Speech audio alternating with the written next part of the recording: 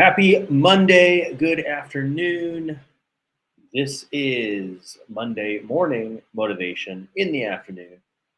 Going through some stuff in terms of moving here in the Dominican Republic into a new condo and whatnot. So wanted to do it in the afternoon today, but definitely excited. We're going to bring some value today and talk about daily habits, how you can learn, how you can grow, how you can move yourself forward internally, externally to get the best results possible for yourself in life. So I am pumped to come at you from the Dominican Republic. We are about a minute from the beach right now, spending almost every day pool beach, but at the same time focus on impacting, focus on growing, focus on developing. I think many times it is easy to get sidetracked. So if you are hungry to learn and grow, if you are a man who truly wants to live out your God given purpose and reach that God given potential, which so many of us fail to do, I'm glad you're here.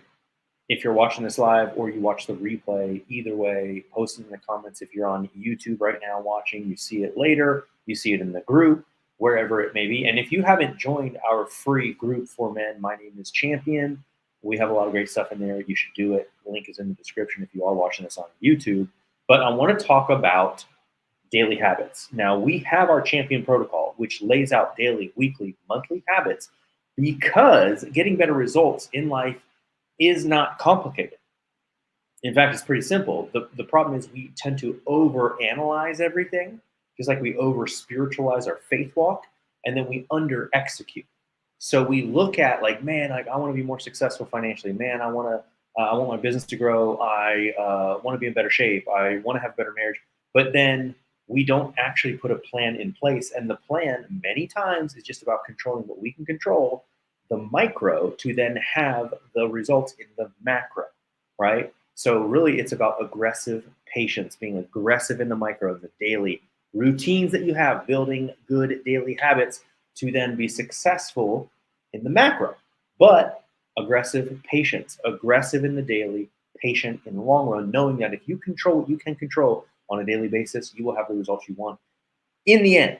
And that's what it's all about. So I want to go ahead and share my screen and talk about what these habits would be. I have them written here on a Google Doc that you can easily, hopefully, see. But the Champion Protocol, again, daily, weekly, monthly habits. The daily, wake before the sun. That's the first one. Wake before the sun. Now, what does that mean? Well, literally waking up before the sunrise. I talk about this when we really look back at the way that we were designed. We were not, and you can even see this. Like if you are working, second or third shift, and you're like, man, like my life is just like I can't do that. Or you're already working, like I said, nights or something like that. You're like I'm already up, like I'm going to bed at noon, sort of thing. Okay, well, you can already tell we are not designed to live that way. So if you go back in time and you look at how did our ancestors actually live, what did they actually do? Well, people were up typically early to take advantage of the time they had. Like people were up before the sun and getting ready for the day to take advantage and get things done before the heat of the day, that mid afternoon, the 2 to 3 p.m., right? And then obviously it would get dark anyway. Depending on where you are, it gets dark at different times too. So when you look at our roots, our ancestors, the way that they did things, now we obviously have electricity, we have air conditioning, we have all of these first world comforts. I mean, air conditioning even in Dominican Republic, right?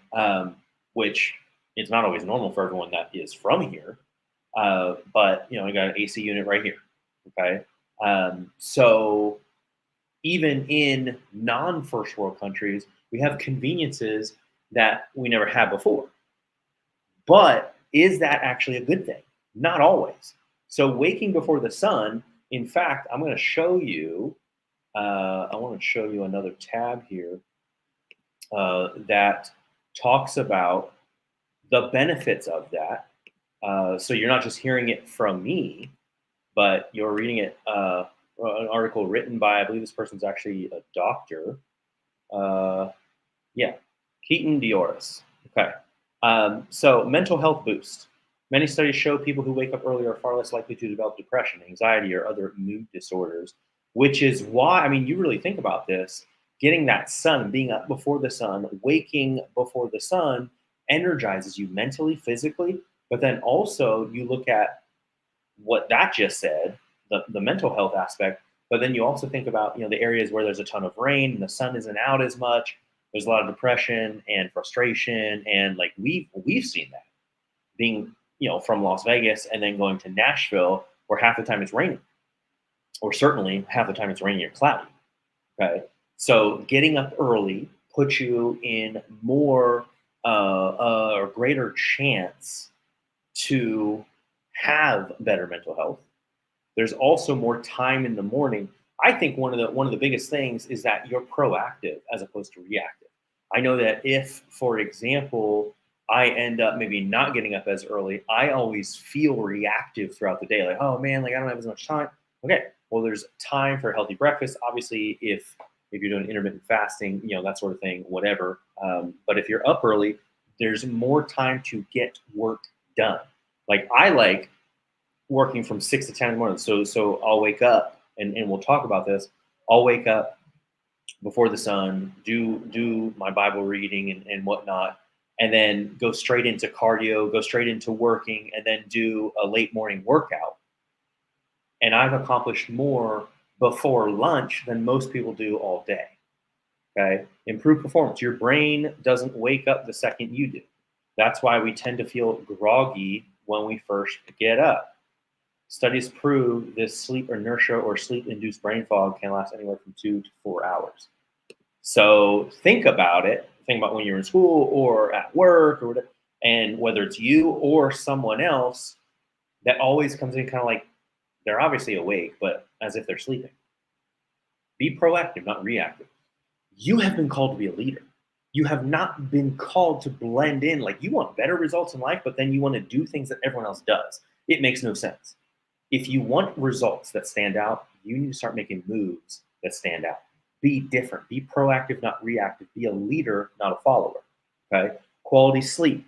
It's associated with health benefits, obviously. Okay. Many people will say things like, well, I don't know that I could wake up early. Like I have trouble waking up to my alarm. Like go to bed early. Then waking up early is a natural byproduct. Okay. Now, when it comes down to making your shift, he recommends that you make changes gradually, get outside daylight, like actual natural daylight, uh, exercise earlier in the day, time your meals. And regarding food in general, the more unemotional you can be about food, the better. And then let's share. Let's move on here. But yeah, as Americans, most of us are very emotional about our food. We tie everything in our lives to food. And if we don't eat the right food, and by right I mean wrong, if we don't eat the food we want, then we freak out because we're addicted to it. Okay, so wake before the sun, worship, word, right. So if you are a man of faith, you need to be focused on your relationship with God. The best way I have ever seen to do that, the best way I have ever seen and experienced to grow my relationship with God is worship, word, right. So what you're going to do is center your mind with worship music. Good worship music where you can focus. You're going to focus on praising him and thanking him for all that he is, all that he's done. And if you understand the way this works, everything is already taken care of in the spiritual realm. You're just waiting for it to express itself in the natural. It's already done. He's taking care of you. But if you start understanding more and more of who God is not just good, like from time to time. He is literally good. He cannot be bad. He is love. He is not loving. He is love. So when you worship him and you focus on it and worship music, you praise him every single morning. It draws you closer, but focuses your mind. How many times have you ever gone to read the Bible and then you start getting sidetracked mentally? Okay. This helps to avoid that. So worship, word, you're diving into the word. Whether you're using an actual Bible plan to read through, doing a certain book of the Bible, doing a specific study on a certain aspect of the Bible, the Gospels, Old Testament, whatever, work your way through the Bible and you're reading. It's not about a length of time, right, with this, or getting through a certain amount of material. It's about quality time with God. Worship, word, right. What I like to do is then take it and journal, or as if I'm writing a letter to God about what you're reading, what you're experiencing in life, what you feel He is saying through the text. Because the number one way, like I said, we tend to over spiritualize our faith walk. The number one way God speaks is through the Word. But if all we ever do is flip through it real quick, and be like, all right, I read a chapter, I'm good. Like, what did it even say? I mean, even just from a standpoint of a book, what did it even say? Most of us are like, oh, something like we can't even remember. But then when you dive in deeper, like what is the Holy Spirit actually speaking to you about? Is He sharing something with you? Something that's going on in your life? Is He speaking to you? I don't know. But most of us don't actually invest the time like we would in any real relationship. Maybe that's also why your marriage is struggling. I don't know. Worship, word, right, 3 W's. And that could be, that could be 20, 30 minutes. But just every single day, it's about consistency. It's about investing the beginning. Many people understand the tithe thing, 10% of your income financially. What about 10% of your time, the first fruits of your time, early in the morning? Confessions and declarations. Next. Now, I'm not talking about confessing your sins or anything. I'm talking about declaring victory, confessions of faith over your life. Now, we actually have in our My Name is Champion community a bunch of this stuff written out. That here's the goal: the power of the spoken word is real. God spoke life into existence. You need to understand you can bless yourself or curse yourself, and you speak to yourself more than anyone else. You're in your head all the time. So you start speaking this out every single day, declaring victory, declaring truth. Because remember, your identity should be tied to how God sees you. And ultimately, then the way you see you grows and morphs into the way God sees you. But if your identity is short of that, you're failing yourself. So confessions, declarations tied to scripture, so it's actually tied to truth. And then on top of that, reading 15 plus minutes a day. I do like to time this because every book is different. I mean, some people say like 10 pages a day. Well, it depends on the book and it depends on the person. So if someone is a slow reader, that's going to take forever. And if it is a book with a lot of words on one page, right? Like you've seen books like bigger books, smaller print. Okay, so just 15 minutes to personal growth and development, things that are going to actually help you mentally, maybe spiritually as well, right? If maybe it's a faith-filled book as well. Now, when we turn things on to physical health, follow a nutrition plan. This is really simple. We all know that following a nutrition plan, because most of us are not super disciplined with food, it gives you something to follow and not be emotional about it. So I don't know what your specific plan should be, but I know that for me personally, and I'll be transparent with this. When I was in my 20s or early 20s, late teens, early 20s, I could eat whatever I want. Then, further into my 20s, and basically because of bodybuilding and things like that, I kind of overdid it and my body started freaking out. So I need to limit things like dairy. I need to limit processed sugars. I need to limit grains. The best I ever felt was the first time I did paleo. I lost like 20 pounds in 3 weeks without trying, just because my body was getting rid of the stuff that was making me bloated and hold water. Okay, and then the longer you eat bad, like stuff that your body does not like, the worse you're going to feel. So the older you get, People start getting, inflammation. And a lot of people think they have things like arthritis and whatnot. Really, it's just inflammation from the food you have. Like if you had a Ferrari and you're putting low grade gasoline in it, it's not going to operate as well. If you put gasoline in a diesel pickup truck, like it's not going to operate. So it is very, very important. We have been designed for greatness, conditioned to fail. A lot of the food out there, it has additives that get you addicted to it. And ultimately, the sugars and everything, just everything, like even if there's no sugar in it, the more processed it is, the further away it is from the way God intended for us to eat it. Okay.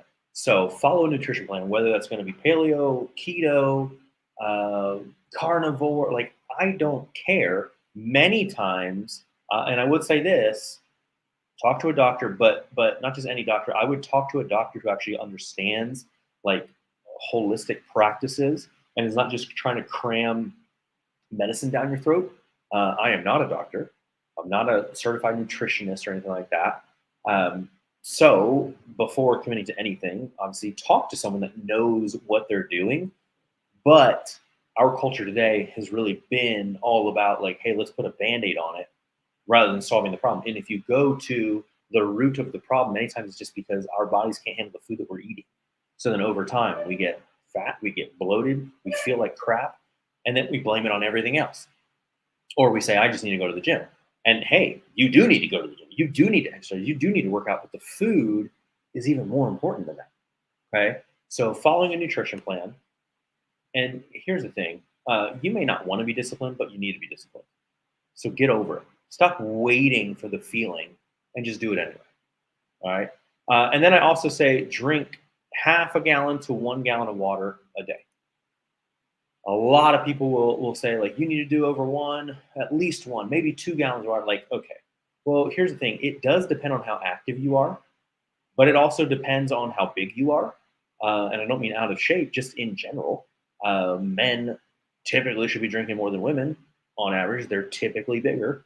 But it also comes down to how active you are, all that. And then also your lifestyle. So let's have some common sense with it. For example, anytime I go like a gallon or more, I have to pee all the time. So if I'm in meetings and doing different things and coaching people, like going to the bathroom every 10 to 15 minutes doesn't really work. If you're someone that travels a lot, that doesn't really work well, but you need to take ownership of it. Many, many times, again, it's more about getting the minerals and the nutrients that you need in that water, not just having the water. So there are people out there that drink a ton of water, 1, 2 gallons a day, but they're actually kind of dehydrated because their body's not absorbing it. So you need to be smart with that. But the biggest thing here is, like I said, the minerals and whatnot, the electrolytes. But then also, if you're drinking a ton of water, you're probably not drinking a ton of bad stuff because you're not thirsty. Okay. And then I will say this, working out, 45 minutes strength training plus 45 minutes of cardiovascular training. I mean, if you're crushing it and some of that overlaps, maybe your strength training is keeping your heart rate up a lot. Okay, cool, 100% get it. But we need to be doing both. This is not, so when I was into bodybuilding, it's all about aesthetics. It's all about how you look, not about how you feel. Like there's a lot of bodybuilders that are in incredibly bad shape on the inside. So we want to be training, we want to be smart internally, externally. It's about how you look and how you feel. Okay. And then we also want to be writing priorities for the day. Now, the reason for this is if you focus on this early in the morning, which is what I recommend, early in the morning, or you could even do it in the evening for the next day, you have mental clarity. So we don't waste time. Life is short. Why waste it? There's actually a story that I heard years ago, and it was about prioritizing. In fact, it was about laziness. And there was a kid that needed to, well, he had a test the next day, right? He got home from school. He told his mom, like, "Hey, I got a test, and it's really important.